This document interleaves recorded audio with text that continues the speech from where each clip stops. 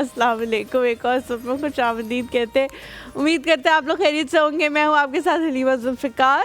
आज हम जिस टॉपिक के हवाले से बात करने वाले हैं वो टॉपिक जो है वो हम कुछ दिन से सोच रहे थे कि बहुत ज़्यादा सेंसिटिव चीज़ों के हवाले से हम बात करने लग गए हैं और बहुत ही ज़्यादा ड्राई हो गया था एक पैच। तो हम सोचा आज कुछ मज़ेदार का टॉपिक हम लेके आते हैं और आप लोगों के साथ उसके बारे में डिस्कशंस करेंगे। तो आज का जो हमारा टॉपिक है जो ये है, हुमायूं को दिमाग में रखते हुए हमने ये टॉपिक जो है वो सिलेक्ट किया है कि नए शादीशुदा जोड़े को आप एक क्या पीस ऑफ एडवाइस देंगे। वो पुरानी पीस ऑफ एडवाइसेस की मैं बात नहीं कर रही जो बेटी को दी जाती थी कि बेटे अब तो जो है तुम्हारा खुदा ना खास्ता जनाजा ही उस घर से निकलेगा, छोटी छोटी बातों को दिल पे ना लगाना, कॉम्प्रोमाइज़ करना सीखना, सिर्फ तुम नहीं कॉम्प्रोमाइज़ करने। लड़कियों को तो इस तरह की बहुत सारी बातें जो है वो कही जाती हैं और लड़के जो है उनको डिफरेंटली ट्रीट किया जाता है। उनको जो है वो लड़की के हवाले से इतने पैगामात नहीं दिए जाते, अपने ससुराल के हवाले से पैगामात नहीं दिए जाते, उनको अपने घर के हवाले से ही पैगामात दिए जाते हैं कि अब वो आ रही है, हमें भूल ना जाना। तो ये पुरानी पीस ऑफ एडवाइसेस की मैं बात नहीं कर रही, ये सवाल आप लोगों के लिए भी छोड़ के जा रही हूँ। आप लोग भी इसके हवाले से थोड़ी सी ब्रेनस्टॉर्मिंग करें कि क्या पीस ऑफ एडवाइस आप देना चाहेंगे एक नए शादीशुदा जोड़े को, अपना जो इतना आपका एक्सपीरियंस है उसके हवाले से। फिर ब्रेक के बाद जब वापस आएंगे तो सबसे पहले मैं बताऊँगी, फिर मैंने यहाँ पे कुछ लोगों के 2 सेंस लिए हैं वो भी आप लोगों के साथ शेयर करूँगी कि वो लोग क्या क्या कह रहे हैं कि क्या पीस ऑफ एडवाइस होना चाहिए। कहीं मत जाएगा, एक छोटा सा ब्रेक ले हमारे साथ में।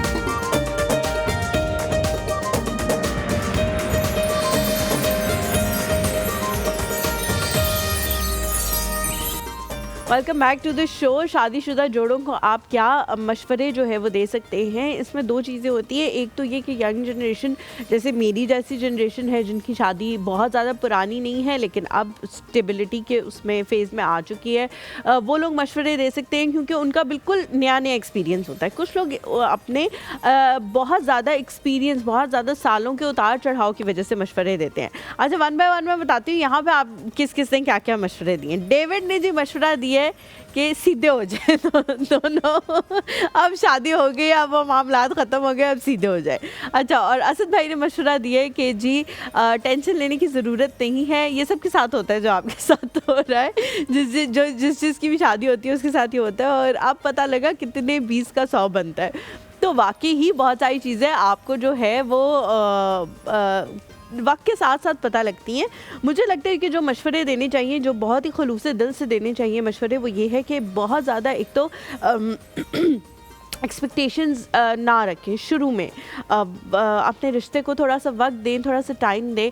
और जो मैं मशवरा देती हूँ तमाम तर लोगों को जो मेरे दिल के बड़ा करीब है वो ये है कि बाकी तमाम तर रिश्तों को उस टाइम पीरियड के लिए अहमियत देना छोड़ दें। ये मशवरा मैंने हुमायूं को भी दिया, एज अ फ्रेंड कह सकते हैं आप, एज अ सिस्टर कह सकते हैं, एज अ पर्सन कह सकते हैं जो आपका अच्छा चाहता है, जो आपका भला चाहता है। इसलिए क्योंकि बाकी जितने भी रिश्ते हैं ना वो उस वक्त आपको बड़ा कीनली ऑब्जर्व कर रहे होते हैं। हाँ, बदल गया ये वो फलान ढमकान, और ये वाली जो चीज़ें ये कभी ख़त्म नहीं होनी। आप चाहे किसी के सामने, अपने सिबलिंग्स के सामने, अपने चाचा चाची, ताया ताई, खाला खालू के सामने सोने के भी बन के आ जाएंगे ना, वो यही कहेंगे कि शादी हुई थी ना उसके बाद बदल गया, शादी हुई थी ना उसके बाद ये हो गया। लड़के को भी ताने मिलते हैं, लड़की को भी, लड़की को कम मिलते हैं लेकिन लड़के को बहुत ज़्यादा मिलते हैं।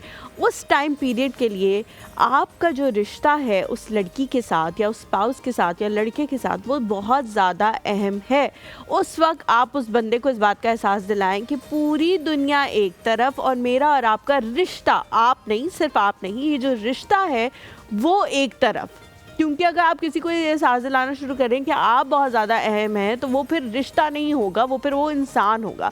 आपने ही कहना है कि हमारी जो केमिस्ट्री है, हमारी जो कम्युनिकेशन है, वो बहुत ज़्यादा अहम है। अगर हम इसके ऊपर काम करें, अगर हम दोनों एक दूसरे के साथ सिंसियर रहें, अगर हम एक दूसरे के साथ लॉयल रहें, अगर हम एक दूसरे के साथ अपना ट्रस्ट बिल्ड करें, एक दूसरे को रिस्पेक्ट दें, तो ये जो रिश्ते की सारी चीज़ें हैं, ये कलेक्टिव हमारे रिश्ते में हो, तो हमारा रिश्ता बहुत बेहतरीन गुजरेगा। और उस वक्त के लिए बाकी तमाम तर लोगों को खुश करना छोड़ दें। आपके पेरेंट्स भी आपसे खुश हो जाएंगे, क्योंकि वो आपके पेरेंट्स हैं, एक ना एक दिन उन्होंने आपसे खुश हो ही जाना है। आपके सिबलिंग्स भी एक टाइम आएगा अपनी अपनी ज़िंदगियों में महव हो जाएंगे, उनको भूल जाएगा कि आप शादी के बाद आपके अंदर थोड़े चेंज आएंगे, वो उस चीज़ को समझना शुरू कर देंगे जब उनके अंदर भी वो आएगा।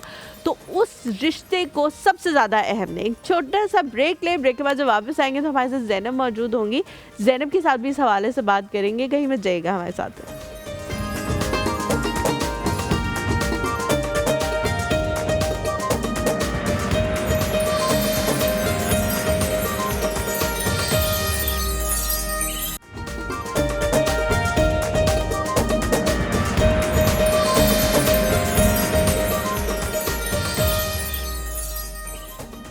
Welcome back to the show. हम लोग बात कर रहे हैं कोई ऐसी पीस ऑफ एडवाइस की जो आप देना चाहते हो किसी नए शादीशुदा जोड़े को। आप लोग भी कॉल करके बता सकते हैं कि आप लोग क्या क्या एडवाइसेस जो है वो देना चाहते हैं अपने इर्द गिर्द के लोगों को। ज़ैनब की तरफ चलते हैं। अस्सलाम वालेकुम ज़ैनब। वालेकुम सलाम। कैसी हैं आप? ठीक ठाक, आप बताएं कैसी? बिल्कुल ठीक। आई एम श्योर आपके पास बहुत सारी पीस ऑफ एडवाइसेस होंगी जो आप देना चाहती होंगी, लेकिन टॉप 3 बता दो कि क्या क्या ऐसी चीज़ें हैं जो आप कहेंगी कि यार ये जो पुराने दकियानूसी वाले थे ना कि ये मत करना, बर्दाश्त करना, बेटियों को कहा जाता था, लड़कों को कहा जाता था बदलना जाना, अपनी बहन का भी उतना ही ख्याल रखना, कोई चीज़ लाओ तो उसके लिए भी लेके आना, ये वाली एडवाइसेस नहीं। हाँ, बट तो मॉडर्निज्म में आप क्या समझती हैं अपने एक्सपीरियंस से कि कौन सी एडवाइस देनी चाहिए? अच्छा, मैं सबसे पहले ये एडवाइस दूंगी। पहले तो मुझे तो नहीं पता आपने क्या क्या एडवाइसेस दी, मैंने आपको सुना नहीं, लेकिन मैं ये बात बोलूँगी कि हर चीज़, दोनों को बोलूँगी, यानी लड़का लड़की दोनों को ये कहूँगी कि हर चीज़ अपने माँ बाप तक पहुँचाने की ज़रूरत नहीं है। Very good. जो चीज़ आपको ये लगे कि सर से पानी ऊपर हो गया है, इतना कि आप बर्दाश्त ही नहीं करें, फिर आप बेशक डिस्कस करें, लेकिन उससे पहले आप दोनों हैं एक दूसरे के लिए, एक दूसरे को सुनें, एक दूसरे को समझें और देखें कि किसने कहाँ गलती की है, क्योंकि दोनों परफेक्ट नहीं हो सकते, कोई ना कोई एक किसी ना किसी की गलती लाजमी होगी। लेकिन तो कुछ लोगों की ना बर्दाश्त भी कम होती है और उनके पेट में जगह भी नहीं होती। और दूसरा ये कि जो ये कहा जाता है ना कि माँ को हर बात शेयर करनी, डेली की कॉल्स जानी, ये बिल्कुल नहीं। मैंने कभी ज़िंदगी में ये काम नहीं किया, शायद मैंने 1-2 दफ़ा किया था, उसके बाद मुझे ऐसा लगा कि मेरे जो ससुराल वाले हैं और मेरी अम्मी, मेरे घर वाले जो है ना, वो आपस में उनके कुछ ताल्लुकात ख़राब होने लगे। मैं ये काम ठीक नहीं। आज तक मेरी अम्मी को ये नहीं पता कि मेरे घर में क्यों प्रॉब्लम्स तो हर किसी के घर में होती है, मेरे घर में क्या प्रॉब्लम है क्या नहीं प्रॉब्लम है किसी को भी नहीं बताती, और बहुत सुखी रहती है वो दोनों फैमिलीज आपस में। अच्छा, लेकिन देखो आपकी अम्मी तो आपसे दूर थी ना, आपको तो उनको स्पेशली फोन उठाना पड़ता होगा, कॉल करनी पड़ती होगी, बताना पड़ता होगा। जो साद है उनके पेरेंट्स वहीं पे रहते होंगे अक्सर। मुझे नहीं पता उनके पेरेंट्स, मैं उनसे कभी मिली नहीं, इत्तेफाक नहीं, और साद भाई से तो मिलने का इत्तेफाक हुआ है जेम। लेकिन मुझे बहुत सारे पेरेंट्स होते हैं ना, जब कमरे से बाहर फर्स्ट सपोज आवाज़ें आने लग जाती हैं या पता लगता है कि जी मूड खराब है बीवी का, में भी ये सारी चीज़ ठीक है, तो उस पे ना वो पूछने लग जाते हैं, बता दो हमें, बताओ हमें, हम तो करेंगे मसला हल। मैं वैसे तो नहीं ये कहना चाहिए कि आप शट अप कॉल दे सकते हैं, क्योंकि आपके कमरे की बात है कि आपके आप नहीं ये बात बता सकते। दूसरा, मैंने एक चीज़ अपनी इस 12 साल की ज़िंदगी में, शादीशुदा की ज़िंदगी में ये सीखा था कि जो वही इसी से मैं रिलेट करूँगी, जो कमरे की हद तक बात है, चाहे आपकी आवाज़ ऊंची हुई है, चाहे आपकी आवाज़ नीचे है, आप रो के निकले हैं, कुछ भी, आप सबके सामने ऐसे प्रेजेंट होंगे जैसे आप दोनों से अच्छा कोई नहीं है। क्योंकि आपने ज़रा सी ऐसे देनी है ना, आग पकड़ानी है, अगले ने पकड़ लेनी है, और फिर आपकी दोनों के जो है ना रिश्ता ख़राब होगा। एक तो ये, दूसरा ये कि ईगो को घर से बाहर रखें। मैं ठीक हूँ तुम गलत हो, ये नहीं है। अब आपकी जब शादी हो जाती है ना, तो हम हो जाता है, मैं और तुम नहीं होते, हम आ जाता है, और फिर आप ये कहते हैं कि हम ठीक नहीं हैं या हम ठीक हैं, तो उसमें फिर आप ही अपने आप को करेक्ट भी कर रहे होते हैं और आप ही जो है ठीक भी होते हैं, गलत भी होते हैं, दोनों चीज़ें चल रही होती हैं। तो आप मैं और तुम से निकल के हम हो गए, ये चीज़ है। ठीक है। और दूसरा, प्यार को एक्सप्रेस लाजमी करें। मैं ये कहती हूँ कि ये मैरिड लाइफ में सबसे ज़्यादा बहुत बहुत अहम पार्ट है, सबसे ज़रूरी ये चीज़ है, क्योंकि मुझे ये लगता है कि ये खुराक है आपकी डेली। आप जैसे खाना खाते हो, सुबह नाश्ता है, रात का खाना है, दिन का खाना है, इसी तरह ये भी एक पार्ट है, एक फूड है आपकी बॉडी सोल का, आपकी सोल के लिए सोल का, कि अगर आपको ये कोई एक्सप्रेस करता रहे ना, जैसे खास तौर पे लड़के एक्सप्रेस नहीं करते, जैसे अब कोई लड़की तैयार होके आएगी, आपकी बीवी तैयार होके आएगी और आप कहेंगे कि हाँ ठीक है, अच्छा लग रहा है, अच्छा लग रहा है, ये आपको तो अच्छा लग रहा है, शायद बहुत ही अच्छा लग रहा होगा, लेकिन आप एक्सप्रेस कब करेंगे? आप बताएं कि ये आपने जो घड़ी पहनी है कितनी खूबसूरत है, आपके झुमके बहुत प्यारे, अगर ये इसके साथ आपने मैच बहुत अच्छा किया है, और कहीं अगर आपको कोई चीज़ उसमें बुरी लग रही है तो उसको भी बयान करने का। अच्छा, कुछ लोग जो है ना ज़ैनब, वो इतने एक्सप्रेसिव नहीं होते, मैं इस चीज़ को अंडरस्टैंड कर सकती हूँ कि कुछ लोग नहीं होते। मर्दों की अगर ज़्यादा बात की जाए तो वो इतने एक्सप्रेसिव नहीं होते, ख़वातीन ज़्यादा होती है। लेकिन मैं फिर भी कहती हूँ कि अगर आप मुंह से नहीं बोलना चाहते ना, तो आप वो वाइब क्रिएट करें। जिस तरह मैंने अपने घर में, मतलब अब हम तीनों की लाइफ में एक वाइब क्रिएट की है कि जब हम तीनों साथ हैं तो हमारा पार्टी टाइम है। और ये अभी से मैं खदीजा को, जैसे मंसूर के आने का टाइम होने लग जाता है तो मैं वो कुछ भी मतलब अभी मुझे हो रहा हो ना, तंग हो रही है, तो मैं कहती हूँ अभी आप तंग होना ख़त्म हो जाओगे, क्योंकि अभी बाबा आ जाएंगे तो हमारा पार्टी टाइम शुरू हो जाएगा। तो वो एक ज़रूरी नहीं होता कि आप बोलें हर चीज़, लेकिन एक वाइब भी अगले बंदे को पता लग जाती है। जैसे फॉर सपोज मैं जैसे मंसूर आते हैं तो मैं कहती हूँ हम वेट कर रहे थे आपका कि आप आएंगे तो हम फ्रूट खाएंगे, हम वेट कर रहे थे आपका, आप आएंगे तो हम करिए ना कि आपने वेट किया मंसूर भाई का। इसी तरह से मैं कहती हूँ दोनों को करना चाहिए। एग्जैक्टली, बिल्कुल ठीक कह रही हैं आप लोग भी हमें बता सकते हैं कि आप लोग क्या समझते हैं, नए शादीशुदा जोड़े को क्या एडवाइस जो है वो देनी चाहिए। आज मैं नहीं भूली थी, लेकिन फिर भी बहुत शुक्रिया इम्तियाज आपका कि आपने याद करा दिया। ज़ैनब क्या बना रही हो आज? आज चिकन अचारी बना रहे हैं हम। चिकन अचारी मुझे बहुत पसंद है। चिकन अचारी हम लोग के घर में जब मेरी शादी नहीं हुई थी तो ज्यादातर जो चीज बनती थी वो चिकन कढ़ाई थी, लेकिन अब जब से मैंने खाना बनाना शुरू किया तो मैं जो ज्यादातर चिकन का आइटम बनाती हूँ वो चिकन अचारी होता है। मुझे बहुत पसंद है, खट्टा सा और वो उसकी जो ग्रीन मिर्चें होती हैं उसके अंदर भी वो मसाला आप डालते हैं, मुझे बहुत अच्छा लगता है।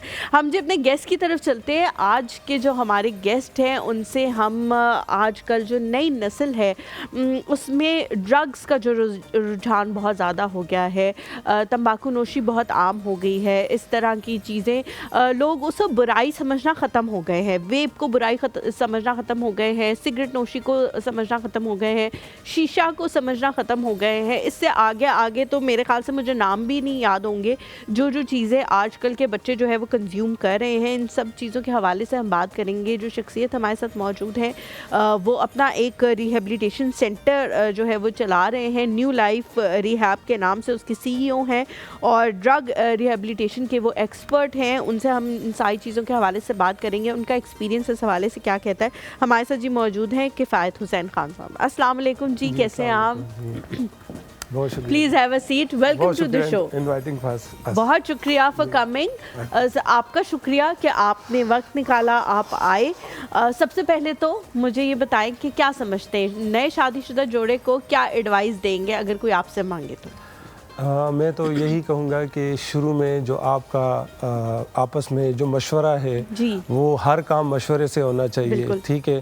कोई एक दूसरे का जो ट्रस्ट है वो आपने बिल्ड करना है, लेकिन एक अहम चीज़ के जैसे कि लड़का है उसकी जो वालिदा वालिद है और जो लड़की है उसका वालिद और वालिदा है, दोनों को एक जैसा समझना चाहिए। लड़की को समझना चाहिए कि यही मेरी वालिदैन है और लड़के को भी यही समझना चाहिए कि ये मेरे वालिदैन है और वालिदैन का दर्जा ही देना चाहिए। बिल्कुल ठीक कह रहे हैं, बहुत दुरुस्त आपने जो है तरफ निशानदेही की है कि लड़कियों से तो जाहिर है ये एक्सपेक्ट किया ही जाता है कि हमारे पेरेंट्स का आप ख्याल रखें जैसे आप अपने पेरेंट्स का रखते थे, लेकिन फिर आप भी अपने पेरेंट्स का ख्याल रखते हैं, बहुत सारी चीज़ों में रखते हैं, फाइनेंशियली भी रखते हैं। तो क्या आप अपनी बीवी के पेरेंट्स का उस तरह से ख्याल रखते हैं? अगर तो रखते हैं तो फिर तो ये एक्सपेक्टेशन जायज़ है, अगर नहीं रखते तो फिर ये एक्सपेक्टेशन जायज़ नहीं है। वैसे तो हाँ, इस्लामिकली देखें तो किसी भी तरह से जायज़ नहीं है, लेकिन फिर भी जब किफ़ायत साहब हमने एक छोटा सा ब्रेक लेना है, ब्रेक से जब हम वापस आएंगे हम ड्रग्स के हवाले से बात करेंगे कि सबसे जो कॉमन चीज़ आप देख रहे हैं वो क्या है बच्चों के अंदर। एक छोटा सा ब्रेक लेते हैं, ब्रेक के बाद जब हम वापस आएंगे तो ड्रग्स के हवाले से हम बात करेंगे। आप लोग भी कॉल करके किसी भी किस्म का कोई इनपुट देना चाहते हैं तो हम सुनने के लिए बेताब है। एक छोटा सा ब्रेक ले, हमारे साथ हैं।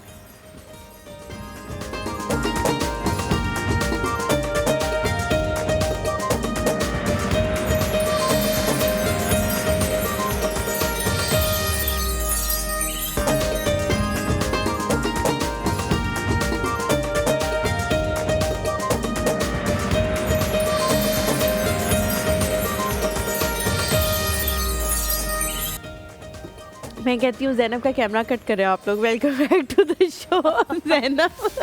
ये क्या हुआ है? ये हुआ है कि मुझे इन कपड़ों से बहुत प्यार है, मुझे बहुत पसंद है और मैंने आज पहली बार पहने तो इसलिए मैंने कहा जरा वो नहीं ज़ैनब, तुम नए कपड़े पहनती रहती हो, अच्छे भी होते हैं बहुत, लेकिन आज क्या खास बात? ये किसने दिए कपड़े तुम्हें खरीद? ये किसी ने दिए नहीं है, मेरी अपनी जाती चॉइस है। लेकिन मुझे ना बस कुछ कपड़े होते हैं जिनको मैं कहती हूँ बस कुछ भी ना हो, तो ये मैं 2 हफ्ते से मेरे कबर्ड में था। अच्छा। और मैं कह रही थी आज पहनूं ना पहनूं, अच्छा आज क्या बना रही हूँ वो सोच के पहनूं। अब मुझे था कि मैंने रात को रेसिपी डिसाइड कर ली और कपड़े तो सुबह डिसाइड किए। हाँ। तो अब क्या करूंगी, तो फिर मैं क्या एप्रन पहन लेंगे। अच्छा, काले कपड़ों में मैं तो अक्सर नहीं पहनती कि इस पे कौन सा नजर आना है दाग, मतलब काला कवर कर लेता है बहुत सारी चीज़ों को, और कोई भी रंग हो तो फिर मैं तमाम करती हूँ एप्रन का कि ये खराब ना हो जाए। लेकिन वाह, मैं कहती हूँ 2 साल में आज पहली दफा ज़ैनब ने एप्रन पहना और है। मैंने सीखा भी यहीं पे कि नए कपड़े पहन के तैयार होके खाना कैसे बनाना। हाँ। वरना मेरे घर वालों को पता है कि ये अब तैयार हो गई है ना, इससे नए कपड़े पहन लिया, अब ये किचन में कभी भी नहीं आएगी। तो ये मैंने यहाँ पे आके ये मैं भी शादी से पहले ऐसा होता था कि अब मैं तैयार हो गई, भाई तैयार होने से पहले जो कराना है करा लो, बाद में नहीं मैं जाऊंगी। लेकिन अब तो जो है वो एक्सपर्ट हो गए हर चीज़ करने के। अच्छा किफ़ायत साहब, आपकी तरफ आती हूँ। ब्रेक पे जाने से पहले मैंने पूछा था कि सबसे ज़्यादा जो नशा है जिसका इस्तेमाल बच्चे बेदरेक कर रहे हैं वो कौन सा है, और किस उम्र के बच्चे जो हैं वो सबसे ज़्यादा उसके पीछे लगे हुए हैं? सबसे जो आजकल हमारे पास रिपोर्ट हो रहे हैं वो मिनिमम 14 एज है। अच्छा। और बहुत ज़्यादा जो बच्चे हैं वो कैनबिस का बहुत ज़्यादा इस्तेमाल कर रहे हैं। ये क्या है? ये चर्स इसको कहते हैं। अच्छा। हशीश, और इसको हुक्के में भी यूज़ करते हैं, इसको सिरगन में भी यूज़ करते हैं। और शौकिया बहुत से ऐसे नौजवान जो कि स्टूडेंट लाइफ में जो है ना वो इनकी शुरुआत करते हैं और वक्त के साथ साथ फिर वो क्रॉस एडिक्शन में भी चले जाते हैं। लेकिन आजकल जो हमारे पास केसेस रिपोर्ट हो रहे हैं वैसे तो कैनबिस के हैं, लेकिन इसके साथ साथ आइस के पेशेंट भी बहुत ज़्यादा रिपोर्ट हो रहे हैं, जो कि कम एज में हमने पहली दफ़ा देखा है कि इस इतनी कम एज में पेशेंट हमारे पास आ रहे हैं आज आइस के साथ। किसी भी चीज़ की आदत को छोड़ना वाकई ही बहुत एक मुश्किल काम है, इसमें कोई बड़ी बात नहीं है। किसी भी चीज़ की आपको आदत पड़ जाए, अगर बहुत सारी ख़वातीन कहती हैं कि हमें सर पे दुपट्टा लेके सोने की आदत है, वो उसी आदत को नहीं छोड़ सकती, तो ये तो फिर एक नशा है जिसके अंदर एडिक्टिव्स मौजूद है। तो आप सोचें कि किसी भी इंसान के लिए बड़ा मुश्किल होता है उसको छोड़ना, बट स्टिल आप लोग किस तरह से उनको जो है वो डेली लाइफ में क्या क्या हेल्प करते हैं और किस तरह से डे बाय डे उनकी आदतें छुड़वाते हैं, और ये रिहैब जो है ये कितने अरसे का होता है? बेसिकली सबसे पहले मैं बता दूं कि हमारा जो ये तो पेशेंट टू पेशेंट वेरी करता है कि पेशेंट की कंडीशन क्या है और उसको कितने ट्रीटमेंट की ज़रूरत है। शुरू में हमारे पास कुछ पेशेंट ऐसे भी आते हैं कि जैसे कि वो यूज़र होते हैं और वो कभी कभार नशा इस्तेमाल करते हैं, तो हम उनको रिकमेंड करते हैं कि आप घर बैठे चंद ही हफ्तों में आप अपने घर पे ट्रीटमेंट करवा सकते हैं, आप अपनी ऑनलाइन काउंसलिंग ले सकते हैं और आपको रिहेबिलिटेशन में एडमिशन की ज़रूरत नहीं होती। लेकिन वो लोग जो कि क्रोनिक एडिक्शन में मुब्तला हो जाते हैं और उनकी जो डोजेज होती है वो अनकंट्रोल होती है और डेली बेसिस पे यूज़ करते हैं, तो उसके लिए रिहेबिलिटेशन में आना ज़रूरी होता है। इसका एक बड़ा ज़बरदस्त तरीक़ाकार है हमारे रिहेबिलिटेशन सेंटर में, जैसे कि हमारा इस्लामाबाद में हम बड़े लग्जरी टाइप जो है ना 4 रिहेबिलिटेशन सेंटर है हमारे, और यूके, अमेरिका, कनाडा से भी हमारे पास पेशेंट्स आते हैं। तो इसमें जो ट्रीटमेंट प्रोटोकॉल है हम इंटरनेशनल स्टैंडर्ड को फॉलो करते हैं। जैसे हमारे पास पेशेंट आता है उसका सबसे पहले ड्रग स्क्रीनिंग प्रोफाइल किया जाता है, उसके साथ साथ फिर हमारे जो कंसल्टेंट साइकेट्रिस्ट है उसको प्रॉपर असेसमेंट करते हैं, डायग्नोसिस करते हैं, और इसके साथ साथ फिर माहिर नफ्सियात होती है जो इनकी काउंसलिंग करते हैं सुबह से लेकर शाम तक, जो इनकी रूटीन्स होती है साइकोलॉजिस्ट। जी बिल्कुल। इसमें ग्रुप थेरेपी की जाती है, 1-to-1 सेशंस किए जाते हैं। इसके साथ साथ इनको वो स्किल्स हम सिखाते हैं जो कि बाहर जाके आपने नशे से कैसे बचना है। इसके साथ साथ एक आलमी दीन भी होता है जो कि इनको 5 वक्त की नमाज़ पढ़ाते हैं, और जिम के लिए जिम इंस्ट्रक्टर होते हैं जो कि प्रॉपर तरीके से इनको जिम करवाते हैं, इंडोर और आउटडोर गेम्स करवाते हैं। सुबह से लेकर शाम तक इनको हम एक बिजी रूटीन में रखते हैं, जैसे कि इनका जो पूरा दिन है ताकि उस तरफ ध्यान भी ना जाए, बिल्कुल उस तरफ ध्यान भी ना जाए, और काफ़ी आपका दिन अच्छा गुजरे और आप एक अच्छी जो है ना नींद, आपको एक अच्छी नींद आए। अच्छा, बहुत सारे जो लोग होते हैं ना उनसे जब भी आप नशे के हवाले से कन्फ्रंटेशन करते हैं, उनको कन्फ्रंट करते हैं कि जी आप नशा करते हैं, वो कहते हैं मैं तो ऐसे छोड़ दूँ, मैं चाहूँ तो मैं ऐसे छोड़ दूँ, मैं कल सुबह छोड़ दूंगा अगर मैं चाहूँ, मैं चाह नहीं रहा, मैं ये सिर्फ बोलने का हद तक होता है। ये जो है ना सिर्फ बोलने के हद तक है। कोई भी मरीज किसी भी किस्म के एडिक्शन में अगर वो मुब्तला हो जाता है, पहली बात तो ये कि अगर आप यूज़र है और कभी कभार आप 2 हफ्ते 3 हफ्ते के बाद एक दफ़ा आप ड्रग्स करते हैं, लेकिन आपको छोड़ने में ठीक है आप कर सकते हैं, लेकिन उसके लिए भी आपको माहिर नफ्सियात की, साइकेट्रिस्ट की हेल्प लेनी चाहिए। लेकिन वो लोग जो कि एडिक्ट है वो ये कभी भी नहीं कर सकते। इवन के हमारे पास डिफरेंट कंट्री से डॉक्टर्स आके एडमिट होते हैं, पाकिस्तान से आके डॉक्टर्स एडमिट होते हैं, वो ख़ुद अपना इलाज घर पे नहीं कर सकते। इवन के फैमिलीज़ में पूरी फैमिलीज डॉक्टर होती है, लेकिन उनका मरीज़ भी रिहेबिलिटेशन सेंटर में आता है, क्योंकि रिहेबिलिटेशन सेंटर का एक माहौल जो है वो सबसे पहले जो है ना एक ड्रग फ्री माहौल होता है, घर जैसा माहौल होता है। वहाँ पे आपको मोबाइल, इंटरनेट, स्मोकिंग इस चीज़ों की इजाज़त नहीं होती। एक रूटीन का जो है ना वो उसको फॉलो करना होता है, रूटीन जो हमारी होती है सुबह से लेकर शाम तक। ठीक हो गया। हम अरीबा की कॉल लेते हैं। अस्सलाम वालेकुम, कराची से हैं। वालेकुम अस्सलाम जी, क्या हाल है आपके? बिल्कुल ठीक, आप कैसी हैं? अल्लाह का शुक्र। हुमायूं को हमारी तरफ से बहुत मुबारकबाद दीजिएगा। बहुत शुक्रिया, बहुत शुक्रिया। अभी तक मुबारकबादें जो हैं वो वसूल हो रही हैं, बड़ा अच्छा लगता है। हुमायूं को भी मिस कर रहे हैं शो में, लेकिन आप भी बहुत अच्छे से कंडक्ट कर रही हैं, लेकिन हुमायूं को भी मिस कर रहे हैं। बिल्कुल ठीक कह रहे हैं, हम भी उसे मिस कर रहे हैं और मैं उसे अक्सर जो है वो मैसेजेस करके कहती रहती हूँ। और कल तो बल्कि जब हमारी बात हो रही थी तो वो सबका नाम ले लेके कह रहा था कि मुझे वो भी बहुत याद आ रहा है, मुझे वो भी बहुत याद आ रहा है। और लेकिन फिर एंड में उसने वही कहा कि मुझे इतने याद नहीं आ रहे कि वापस आ जाओ। अच्छा, नहीं, हमारा मशवरा है कि आप एज अ कपल उनको इनवाइट जरूर कीजिएगा, सब देखना चाह रहे हैं, क्योंकि एक लिंक है ना उनसे सबका बहुत अच्छा। मैं तो जरूर उनको एज अ कपल इनवाइट कर लूँ, वो अगर एज अ कपल आना चाहे तो तब की बात है ना। वो जो उनकी वाइफ है वो, हाँ जी, बिल्कुल बिल्कुल सही। ठीक है जी, बस यही बात कहनी थी। नहीं, मैंने सवाल पूछना था आपसे, ऐसे कैसे जा सकती हैं हम? मुझे बताएं, नए शादीशुदा जोड़े को क्या एडवाइस देंगी आप, क्या करना चाहिए उनको? उनको ना बर्दाश्त करना चाहिए। बहुत सारी छोटी छोटी बातें होती हैं घर में, सास ससुर से लेकर भी नंदों, हर चीज में आप थोड़ा सा पेशेंस दिखा दें तो फिर वो आगे बहुत आपको फल देगा। ये बर्दाश्त कितने अरसे का ये टाइम पीरियड है बर्दाश्त वाला? इसमें जो है ये बर्दाश्त जो है ये आपको बहुत छोटी छोटी बातों को इग्नोर करना है। आप अपनी जगह बना लेंगे अपने अखलाक से। नहीं, वक्त कितना है? वो जो टाइम पीरियड है जिसमें आपने बर्दाश्त करना है, वो कितना वक्त है? ये पता है कि सामने वाला कितना मोल्ड होने वाला है। कुछ लोगों को 4-4, 5-5 साल लग जाते हैं अपनी जगह बनाने में, दिल में। लेकिन ना आपका एटीट्यूड, बिहेवियर बहुत जल्दी ना आपकी मियाँ के दिल में भी घर कर लेगा, वो भी आपको अच्छे से समझ जाएगा। मैं ये समझती हूँ कि थोड़ा सा बस सब्र और पेशेंस का गेम है शादी में।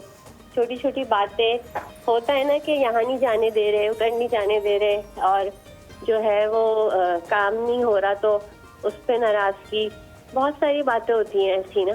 बिल्कुल ठीक है। बस थोड़ा सा अपना पेशेंस का मुजाहरा करे, ज़बान ना चलाए और फौरन से अलग होने का ना सोचे। थोड़ा सा पेशेंस और फिर देखें। और अगर हाँ, जहाँ लग रहा है कि दाल बहुत मुश्किल है गलना, तो वहाँ किचन अलग कर लें। बिल्कुल ठीक कह रही हैं, बिल्कुल सही कह रही हैं आप। बहुत शुक्रिया अरीबा कॉल करने के लिए, बहुत अच्छा लगा आपसे बात करके। आपका पैगाम मैं ज़रूर हुमायूं तक इंशाल्लाह पहुंचाऊंगी। अच्छा, मैं जो मेरा नेक्स्ट सवाल था ना मेरे मुंह में, वो ये था कि हम जब भी कभी नशे के हवाले से सोचते हैं, बात करते हैं, तो दिमाग में ये आता है कि शायद नशे की तरफ वो लोग चले जाते हैं जिनको अवेयरनेस नहीं होती कि ये आपकी सेहत के लिए कितना ख़तरनाक है। शुरू सिगरेट से करते होंगे, फिर आगे थोड़ा और बढ़ जाते होंगे, फिर थोड़ा और आगे बढ़ जाते होंगे, उनको अवेयरनेस नहीं होती होगी। लेकिन जो आप बात कर रहे हैं कि कनाडा, अमेरिका, यूके से आपके पास डॉक्टर्स आते हैं रिहैब में, उनको तो ये अवेयरनेस है कि हमारे बॉडी के साथ ये क्या क्या कर रहा है, ये जो चीज़ हम कंज्यूम कर रहे हैं इसके नुकसानात क्या हैं, हार्ट पे इसके क्या नुकसानात हैं, नर्व्स पे क्या, वो क्यों ये कंज्यूम कर रहे हैं फिर? देखिए, सिर्फ पाकिस्तान, यूके, अमेरिका, कनाडा से नहीं बल्कि पाकिस्तान से भी हमारे पास बहुत से डॉक्टर्स यहाँ पे एडमिशन के लिए आते हैं और वो डिफरेंट ड्रग्स के साथ आते हैं। जैसे कि शुरू में मैं पाकिस्तान की बात करूंगा कि यहाँ पे जो जितने भी मेडिकल शोबे से वाबस्ता जो हमारे पास जैसे कि डॉक्टर्स है या स्टाफ नर्सेज है या डिस्पेंसर्स है, इनमें बहुत से ऐसे रेशो है जो कि इंजेक्टेबल यूज़ करते हैं, जो कि हॉस्पिटल में इनको इजी एक्सेस की वजह से, जैसे कि नेलबेन है, ग्रेविनेट है, इस तरह के जो इंजेक्शन है, पेन किलर इंजेक्शन इसको कहते हैं, इनको वक्ती तौर पे अगर आपको पेन हो रही है और आपको एक दफ़ा लगाया जाता है तो आपको ज़रूरत है, ठीक है। और ये वो आइटम है जो सिर्फ ऑपरेशन थिएटर में यूज़ होता है, लेकिन आप विदाउट प्रिस्क्रिप्शन फिर उसको आहिस्ता आहिस्ता जो है ना वो लगाना शुरू करते हैं और उसकी डोजेज बढ़ाते हैं। बहुत से ऐसे नौजवान जो कि मेडिकल शोबे से वाबस्ता है, वो कैनाबिस का या नशे का जब शुरुआत करते हैं, वो जागने के लिए भी कर सकते हैं, वो मूड की बेहतरी के लिए भी कर सकते हैं। कुछ सोसाइटी में जो है ना वो जो उनके फ्रेंड्स होते हैं वो जब कर रहे होते हैं तो वो कहते हैं कि जी मैंने भी इनको चेक करना है, इंट्रोड्यूस करना है, तो वो इस तरह इसकी शुरुआत हो जाती है। लेकिन हर वो मेडिकल शोबे से वाबस्ता हो, चाहे यूके, अमेरिका, कनाडा से जो हमारे पास डॉक्टर्स आते हैं, उनको पता होता है कि जैसे कि अभी हमारे पास एक डॉक्टर दाखिल था और वो हाइड्रोजन गैस का नशा करता था। इतना ख़तरनाक नशा है जो कि आपको यूके में मतलब आपको चंद ही सालों में आपकी ज़िंदगी ख़त्म हो जाती है। एक हम ब्रेक की तरफ चलते हैं। ब्रेक से जब हम वापस आएंगे मज़ीद सवाल पूछेंगे, कहीं मत जाइएगा, हमारे साथ रहें।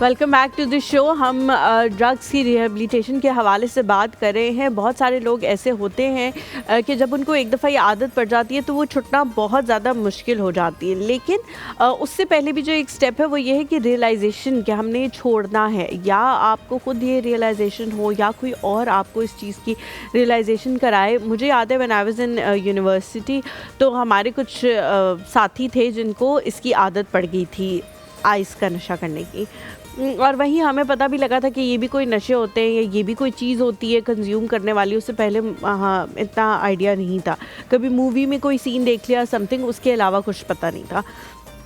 तो पहले तो उसके घर वालों ने को जब पता लगा तो उन्होंने हर मुमकिन उसको रोकने की कोशिश की लड़के को, लेकिन जब वो नहीं रुका तो उन्होंने उसके पैसे बंद कर दिए, उसको किसी भी तरह के फाइनेंशियल सपोर्ट बंद कर दी कि कहाँ से पैसे लाएगा फिर ख़रीदने के लिए।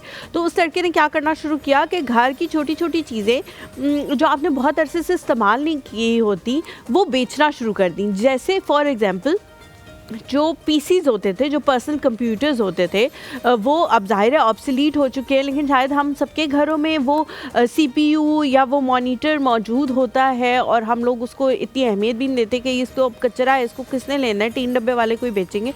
तो वाकई ही उनको उठा के जाके टीन डब्बे वाले को बेचना शुरू हो गया था। कभी 200 का बेच देता था, कभी 500 की कोई चीज़ बेच देता था, और फिर वहाँ से मतलब उसको इतनी वो हो गई थी नीड उस चीज़ को कंज्यूम करने की कि वो सब कुछ करने के लिए तैयार था। ये रियलाइजेशन जो है वो कैसे हो सकती है घर वालों को कि इनको रिहेबिलिटेशन सेंटर भेजना है? कौन सी वो अलामात हैं जो अलार्मिंग हैं कि बंदा कुछ सही नहीं है?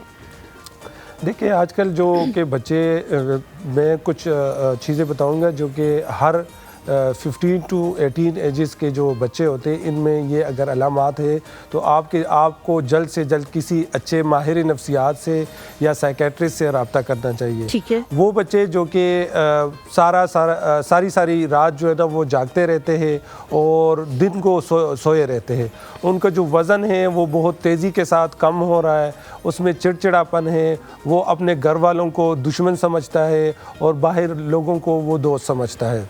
इसमें जब बच्चा को जो चिड़चिड़ापन है, इसमें उसकी जो आंखें होती है जब वो बाहर से आता है तो वो आंखें नहीं मिलाता। ठीक है, ये वो सिम्टम्स है कि अगर किसी के बच्चे में ये सिम्टम्स है या अगर आपको लगता है कि इसकी जो है ना वो चीज़ें ड्रग्स से नहीं, लेकिन मैं चाहूँगी आप थोड़ा और ज़्यादा एलेबोरेशन में बताएं कि और क्या क्या है, क्योंकि ये सिम्टम्स तो मुझे लग रहा है आजकल बहुत सारे बच्चों में, टीनेजर्स में है। एक छोटे से ब्रेक ले, ब्रेक के बाद वापस आए, कहीं मत जाइएगा, हमारे साथ रहें।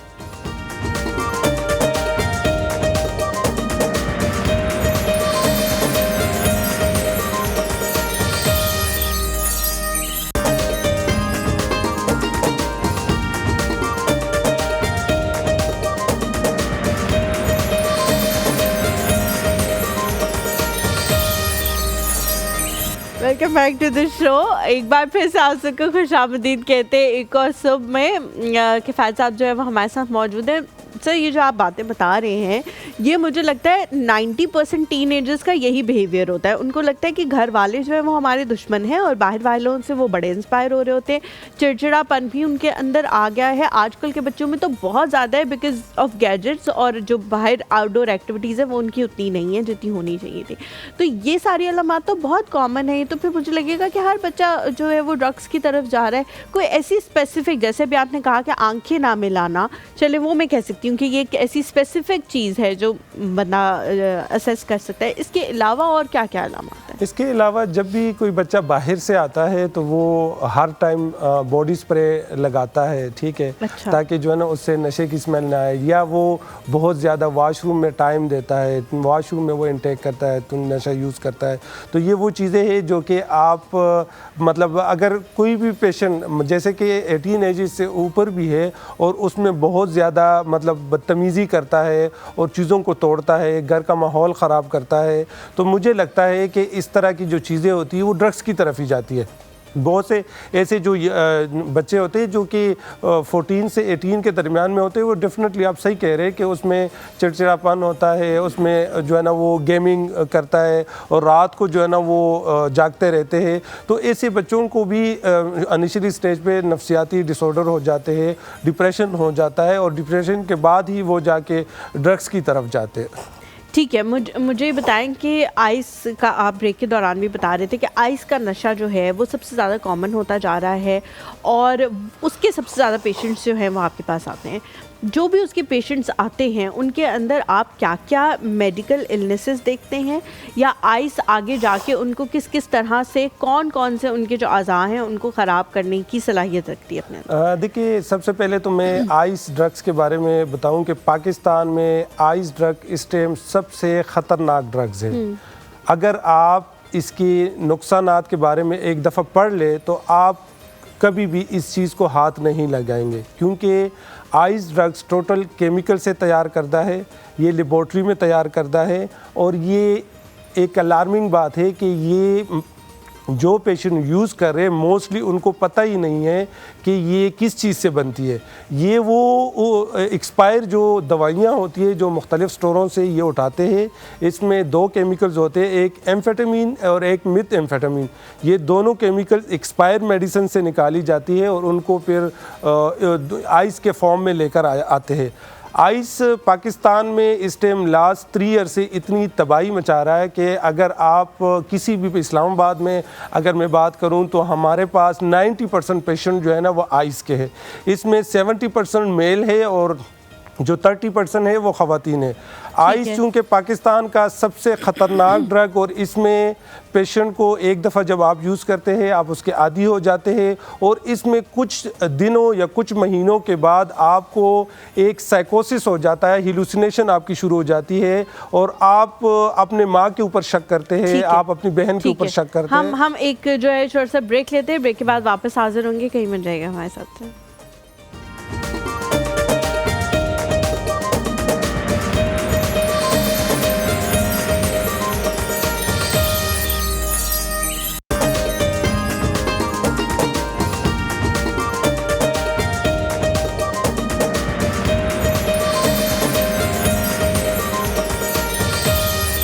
Welcome back to the show. हम लोग ड्रग्स के हवाले से बात कर रहे हैं। अगर आप लोगों के इर्द गिर्द कोई ऐसा इंसान, कोई ऐसा बच्चा, कोई ऐसा लड़का मौजूद है जिसके ऊपर आपको शक है तो उसकी तस्दीक के अंदर लग जाएं, क्योंकि ये ऐसी चीज़ें हैं कि इनसे पीछा छुड़ाना बहुत ज़्यादा मुश्किल हो जाता है। अगर वो इसमें और ज़्यादा आगे बढ़ गया और आपकी गफलत का शिकार हो गया, बहुत सारे पेरेंट्स जो हैं वो ये कहते रहते हैं हमारा बच्चा तो ये कर ही नहीं सकता। आपका बच्चा सब कुछ करने का पोटेंशियल रखता है, हर किसी का बच्चा सब कुछ करने का पोटेंशियल रखता है, और आपने जो है वो उनकी बेहतरी, क्योंकि वो उम्र के इस हिस्से में होते हैं कि उनको सही गलत की उस तरह से पहचान नहीं होती, आपने उनकी बेहतरी के लिए ही उन पर नज़र रखनी है, क्योंकि अगर वो ख़राब हो गए या वो बर्बादी की तरफ चले गए तो जिसको सबसे ज़्यादा उसका असर होगा वो आप ही होंगे।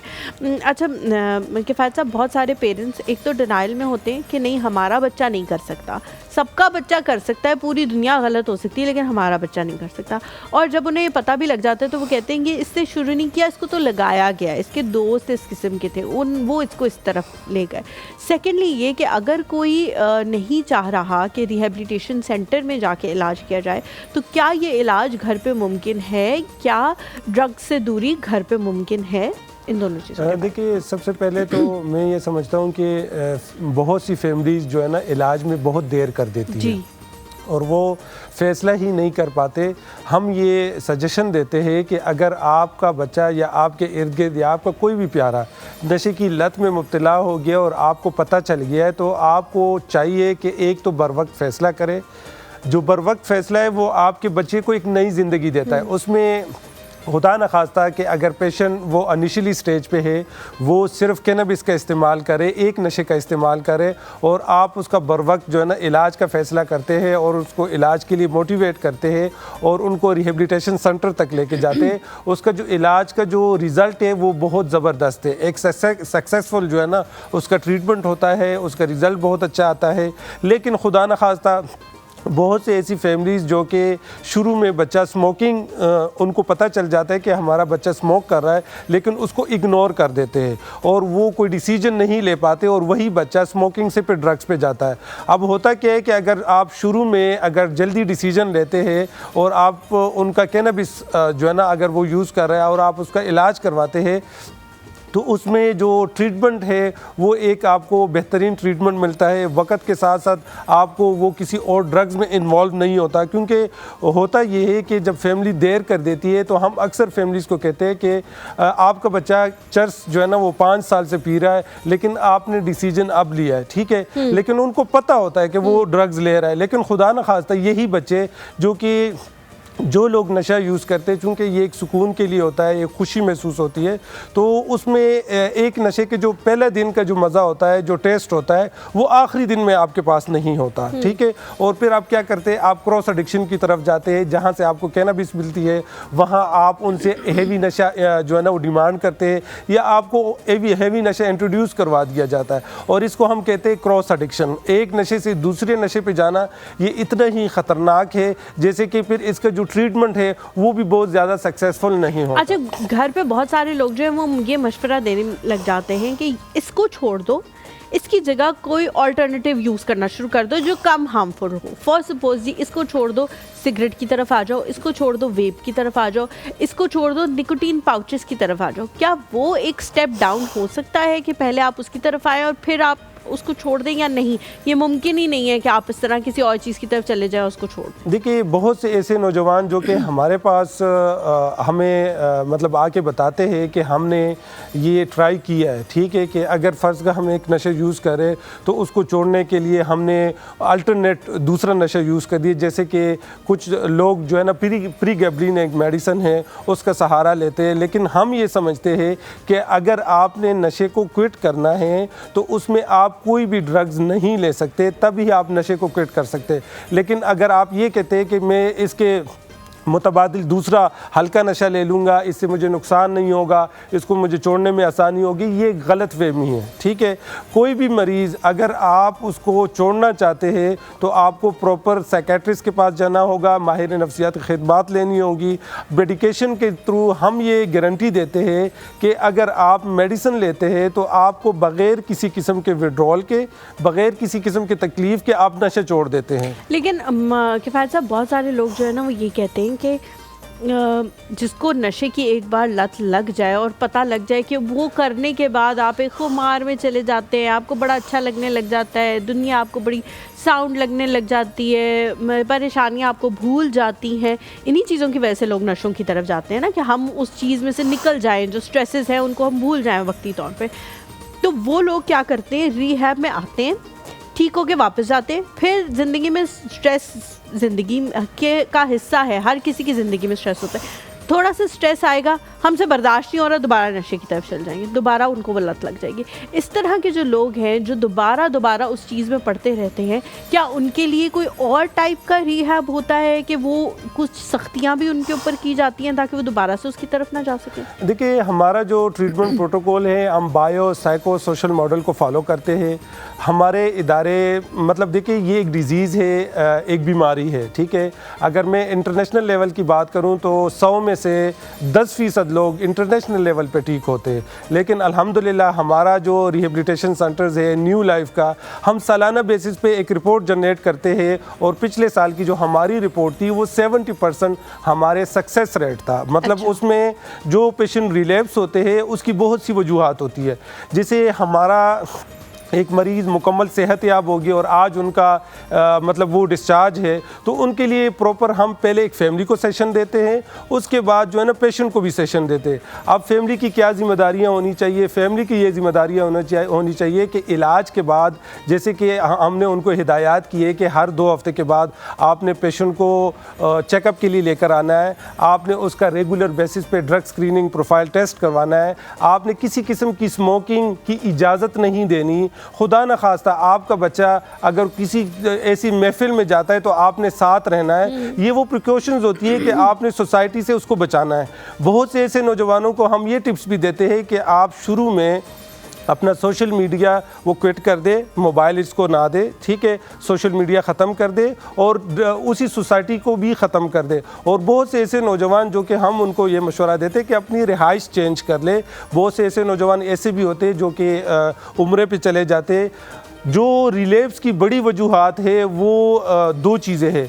एक तो बहुत से ऐसे लोग जो कि अनकम्प्लीट इलाज करते हैं, वो अपनी मर्ज़ी कर देते हैं, अपनी मर्ज़ी से मरीज़ को लेकर आते हैं और उनको यही लगता है कि जी हमारा मरीज़ ठीक हो गया, लेकिन वो ठीक नहीं होता। उनका पहला जो स्टेज होता है वो ख़त्म हो जाता है, जैसे कि मेडिकेशन बंद हो जाती है, तो फैमिली को ये लगता है कि नहीं ये तो बिल्कुल ठीक है, हमारे पैसे ज़ाया हो रहे हैं। लेकिन जो असल इलाज होता है वो साइकोथेरेपी का होता है। जैसे कि हम आपको स्किल सिखाते हैं कि आपने ट्रिगर्स को कैसे मैनेज करना है, आपने जो है ना अपने आप को बाहर सोसाइटी से कैसे बचाना है, क्योंकि वो बाहर जो है ना आपके ताक में बैठे हुए कि ये कब आएगा और हम इसको दोबारा से लगाएंगे। बिल्कुल सही कह रहे हैं। छोटा सा ब्रेक लेते हैं, ब्रेक के बाद वापस हाजिर होंगे। फिर हमने ज़ैनब के पास भी जाना है, कहीं मर जाएगा हमारे साथ में।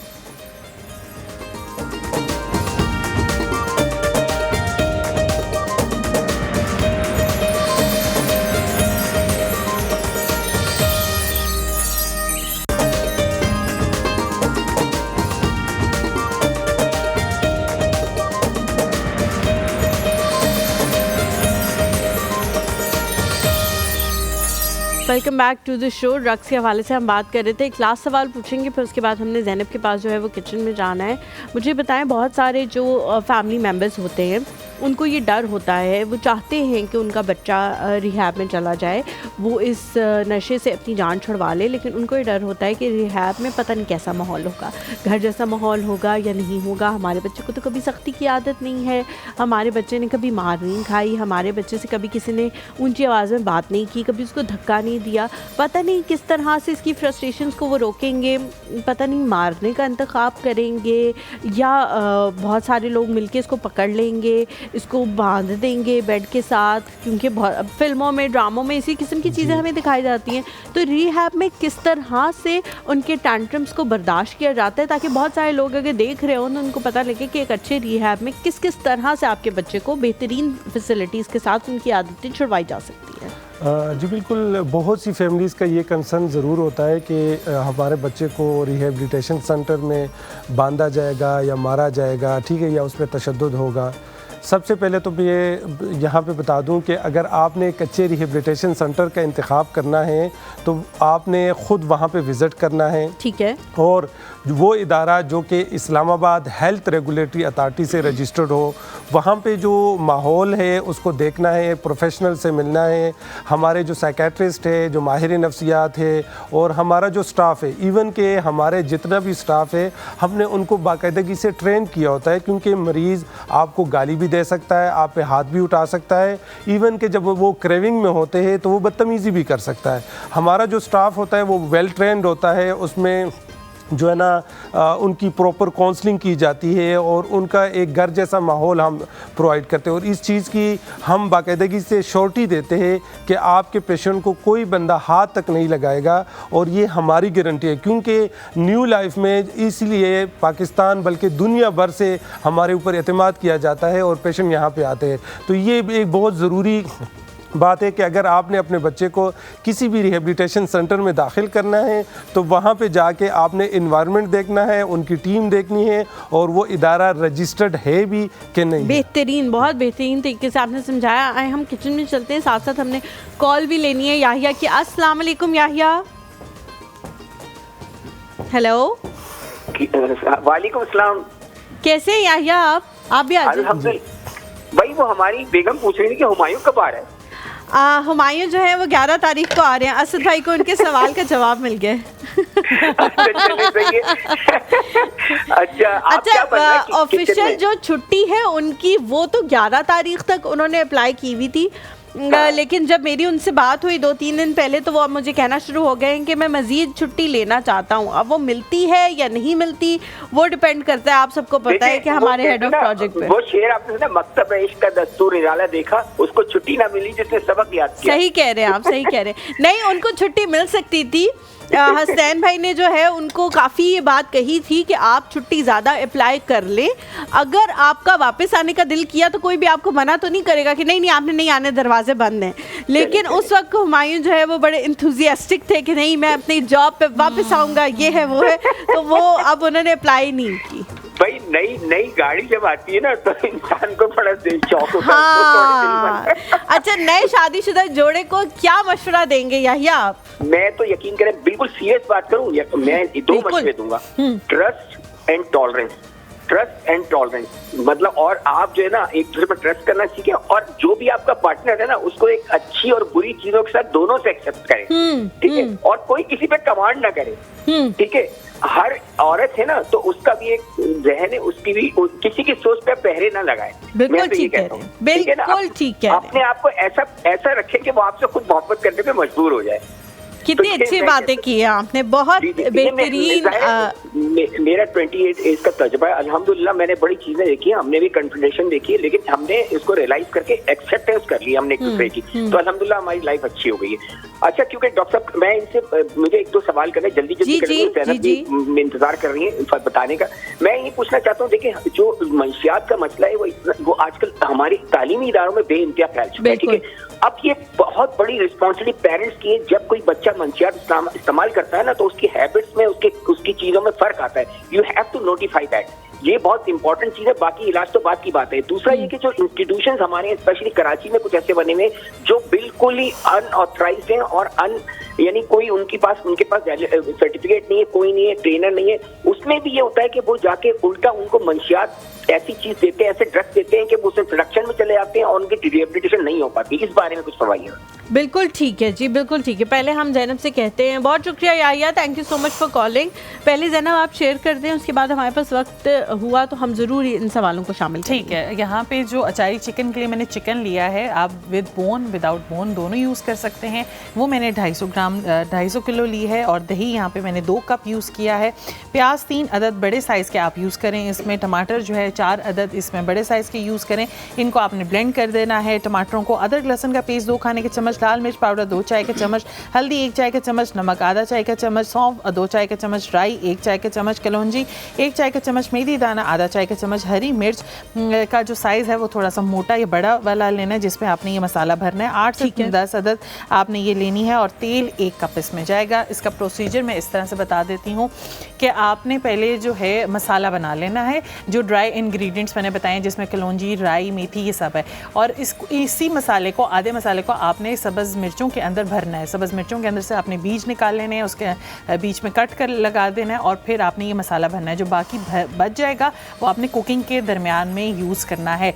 आपने सबसे पहले टमाटर ब्लेंड और दही करके तेल में बहुत अच्छे से पकाना है। अदरक लहसुन का पेस्ट डालना है, ये मसाला डालना है, फिर आखिर में आपने चिकन डाल के बहुत अच्छे से भूनना है। टमाटर का पानी जब ड्राई हो जाए दही का, तो फिर आपने चिकन डालना है, ताकि क्योंकि चिकन भी पानी छोड़ेगा तो अपने ही पानी में जो है वो चिकन गल भी जाएगा। तो आपने जो है आपकी जो चिकन अचारी है वो तैयार हो जाएगी। और जो सब्ज़ मिर्चें हैं वो आपने लास्ट में, जब हम धनिया डालते हैं या अदरक लास्ट में डालते हैं तब आपने सब्ज़ मिर्चें गार्निशिंग के तौर पे ऊपर से वो ऐड करनी है। बिल्कुल। अच्छा ज़ैनब, बहुत सारे लोग इसके अंदर लेमन जूस भी डालते हैं जो मसाला लगाते हैं, तो आपने लेमन जूस डाला है? लेमन जूस के साथ भरते हैं उसको, जी, जी। मसाले को डाल, या आप तेल, जो सरसों का तेल होता है, अच्छा, उससे भी भरा जाता है। आप सिंपल भी डाल सकते हैं। अगर आपको खटास बहुत ज़्यादा पसंद है तो आप खटास के तौर पे आप लेमन जूस यूज़ कर लें, वरना आप सरसों का तेल भी यूज़ कर सकते हैं। ठीक है। ज़ैनब, ये जो आपने पहना हुआ है, आपने क्यों पहना हुआ है? इसकी कोई वजह या वैसे अच्छा लगा आपको?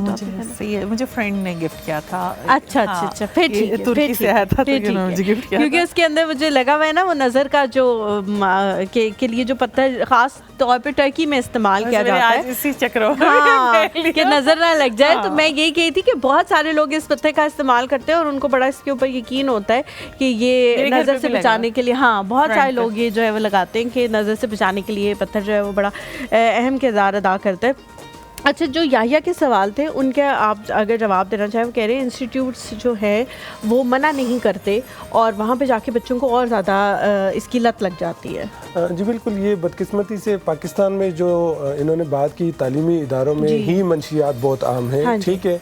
और यहाँ पे मैं बात करूँ कि अगर कोई भी गवर्नमेंट लेवल पे अगर देखा जाए तो वहाँ पे तो बिल्कुल ही रोकथाम नहीं है, और प्राइवेट सेक्टर में थोड़ी बहुत है, लेकिन वहाँ पे भी चूँकि आपके चौकीदार और आपके जो है ना जो वर्कर्स है वो सप्लाई करते हैं, इवन कि आपकी कैंटीन पे ड्रग्स आपको अवेलेबल होती है। तो अगर मंशियात जैसे लत से छुटकारा हासिल करना है, पाकिस्तान को ड्रग फ्री करना है, बहुत बड़े बड़े इक़दाम लेने होंगे, और हमारे नौजवान नस्ल के लिए कल, क्योंकि ये कल का सरमाया है, तो इनके लिए जैसे कि प्रिवेंशन पे काम होना चाहिए, और जो एडिक्ट है उनको रिहेबिलिटेशन सेंटर तक लाना चाहिए। नहीं, लेकिन फिर भी मैं तो फिर भी यही कहूँगी कि एक बच्चा जो बड़ा हो गया है, जिससे ये तमीज़ है कि ये अच्छा है ये बुरा है, उसको क्या खुद से नहीं करना चाहिए कि ये मेरे लिए अच्छा नहीं है तो मुझे ये चूज़ नहीं करना चाहिए। चाहे कोई कितनी भी अट्रैक्टिव चीज़ हो, जिन्होंने नहीं करना होता वो नहीं करते, वो पूरी ज़िंदगियाँ नहीं करते। तो ज़रूरी तो नहीं है कि हर चीज़ के लिए एक रेगुलेशन आएगी, हुकूमत उसके ऊपर काम करेगी तभी हमें पता लगेगा कि ये सही है और ये गलत है। देखिए, ख़ुद से चूँकि हमारे जितने भी रिसर्चेज है, सारी चीज़ें, तो जो ड्रग्स की शुरुआत होती है एक आपकी गैदरिंग की वजह से होती है। आप शौकिया आप उसको कहते हैं कि नहीं इसका नशा मुझे नहीं चढ़ेगा, ठीक है, और मैं अभी ट्राई करता हूँ, ठीक है, और उसी वजह से आप उसके एडिक्ट हो जाते हैं। बहुत से ऐसे नौजवान जो कि तालीम के लिए वो यूज़ करते हैं कि जी नहीं, मैंने पूरी रात जागना है, मैंने पढ़ना है, तो मैंने नशा यूज़ करना है और फिर मैं इसको खुद ही छोड़ दूंगा। तो ये एक मिथ है और इसको फिर छोड़ना बहुत मुश्किल हो जाता है। बिल्कुल ठीक है। बहुत शुक्रिया आपके आमद का, बहुत अच्छा लगा आपसे बात करके। अल्लाह करे कि हम तमाम तर लोगों के दिल से ये सारी चीज़ें निकल जाए, हमारी ज़िंदगी से निकल जाएँ, क्योंकि बहुत ज़्यादा नुकसान है। Thank you so much Zainab. हम जी आपसे इंशाल्लाह मुलाकात करेंगे कल। अपने वालिदैन का, अपने घर में मौजूद बच्चों का बहुत ख्याल रखें। अल्लाह हाफ़िज़।